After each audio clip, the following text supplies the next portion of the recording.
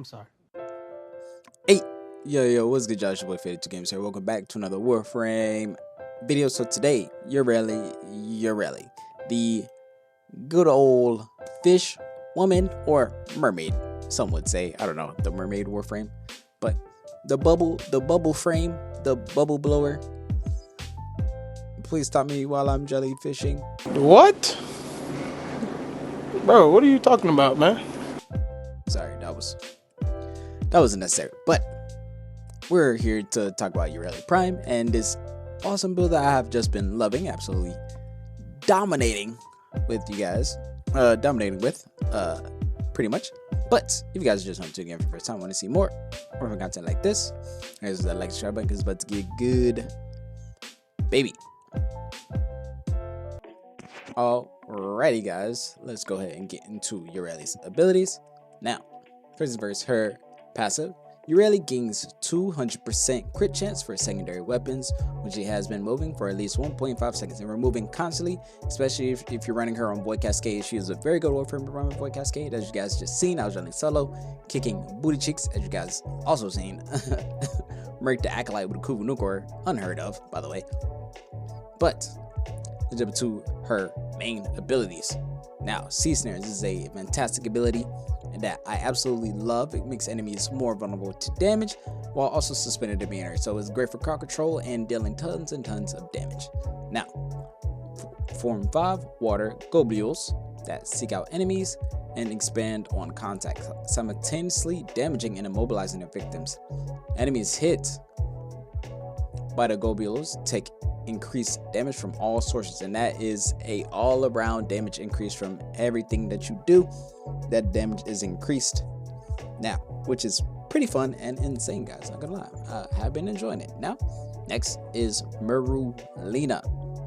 Summon Marulina, a rideable creature of waves and the inspiration for K-Drive driving.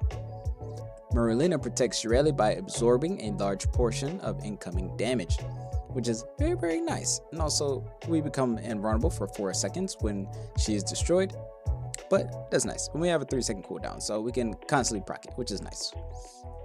As long as we have energy, we can get our Marulina back up, baby. Now, the health does increase with ability strength, but it's nothing to resummon her. You know what I mean? But we also gain 90% damage reduction, which is a insane amount. You stack this with adaptation, you are one tanky baby. You know what I mean? One tanky lady or baby, whatever. Next, here will be Aqua Blades. To be honest, this is a very like, how do you say, forgetful ability. The ability is bad, and to be honest, also is the augment. The augment is just as bad. It was only 10% damage bonus for like 500 damage. It's not worth it, in my opinion, and it's just not worth it because it's only 10% additional that you cannot scale it with ability strength. It is not worth it. So subsume over your Aqua Blades. Now we have Webbed Embrace. Now this is insane. This was one of the abilities that I used that I stack with Sea Snares to deal ungodly amounts of damage to enemies, including acolytes and boss type enemies. But this is Aurexia's ability, which is the subsume. Now, diminished range, Aurexia throws a creeping web that ensnares her prey. Enemies caught within the widening radius are trapped inside a cocoon that increases their damage vulnerability, makes them weaker to damage. Now you can go with Archon Continuity to make enemies stack on corrosive damage, which we are running 2 green Archon shards to increase stacks of corrosive, so we can get a full armor strip on enemies with only our Kuvu Nukor, which is super nice. Next is Riptide. This is also a very, very good crowd control ability that I use to bring all the enemies in, bring them all in, throw down my Webbed Embrace, all the enemies in there, then I'll throw my Sea Snares. It's just insane. But pretty good grouping tool, not gonna lie. I do love. Now, Maelstrom, and then blow them away in a watery burst. Each enemy trapped in the vortex increases the burst's damage.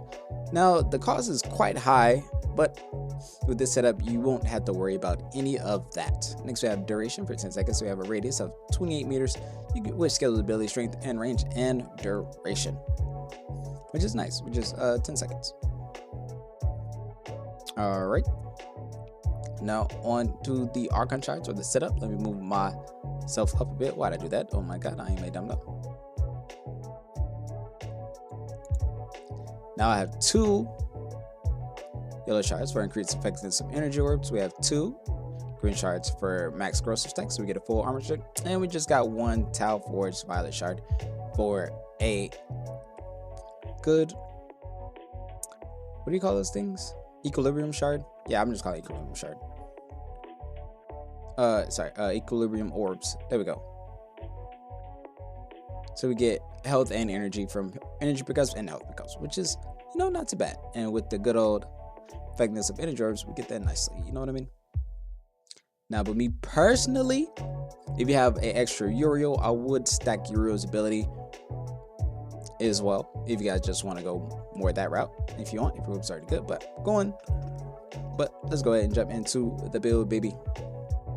Now for the build, we're going Pistol Amp for more pistol damage, Partnership Footed, Arcane Aegis, Arcane Precision for our own headshot, gain 300% damage for secondaries. Flow, we have Loyal Marilena. Our Marilena sends out good old sea snares, and we don't gotta crawl on it because I don't really like riding it. I don't like the being limited to just my secondary, but yeah. Just have Loyal Marilena, follows you and casts sea snares, which is super nice. It's my favorite augment for her as well. We have Intensify, Rapid Resilience, Overextended, Brand Breaker, Prime Redirection, and Blind Rage. Now, Rapid Resilience is nice just because if we get any status effects on us, it will only last for 75% of the duration, which is nice. So say we have a 5-second timer, it will only be procced on for 1.5 seconds, which won't even have enough time to proc any damage on us, so we're very hard to kill.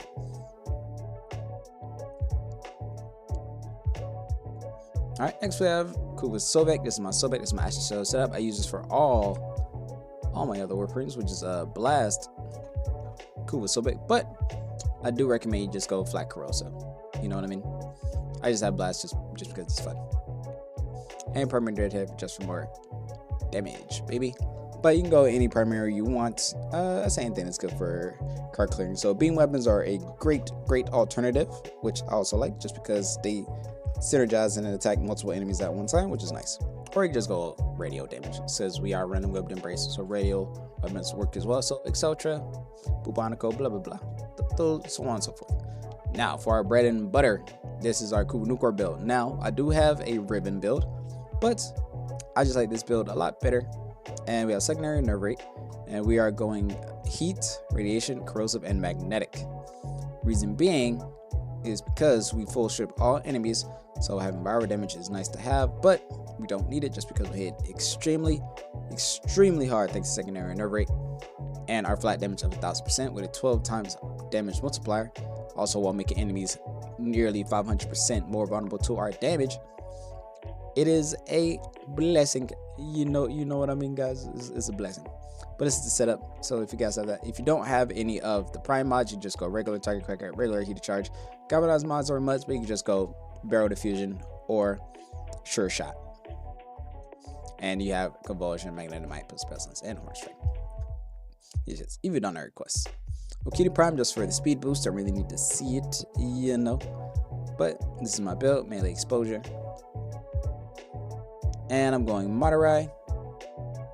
And if you guys want to know the setup I have on my good old what's the name? I'll show you here in a second.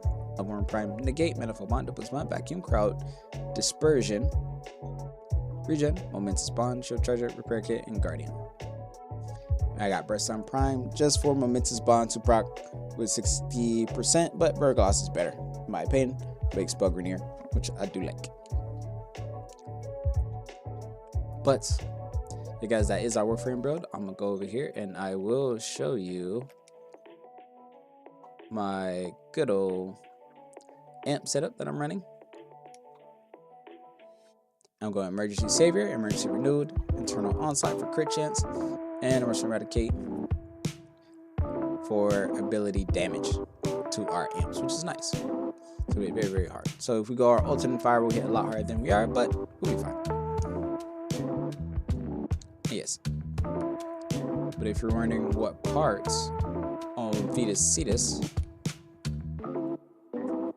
I'm going Granum Prism, the Chakram Scaffold, and the Lauren Brace. This is what I love to use. It is a 3-round burst grenade launcher, so each burst has a radial damage, so we can clear out rooms of Thrax. Say we kill a group, we can just destroy them. But yeah, absolutely love. I do love it. But that is the build, guys, and hope you guys enjoyed today's video. If you guys want to see more Warframe content like this or MMORPGs being played by your boy Faded, make sure you guys hit that like, subscribe button yet again. Because I'm out, you did catch the next one. Peace. I feel like Bruno, but call me Uno, cause I got one of them with me. And I'm a beast, pity, this shit gon' bang, shitty, gotta put on for my city, bitch, I keep everything I think I had enough, all this money got me acting up. Niggas be mad as fuck, cause they know I gotta bag it up.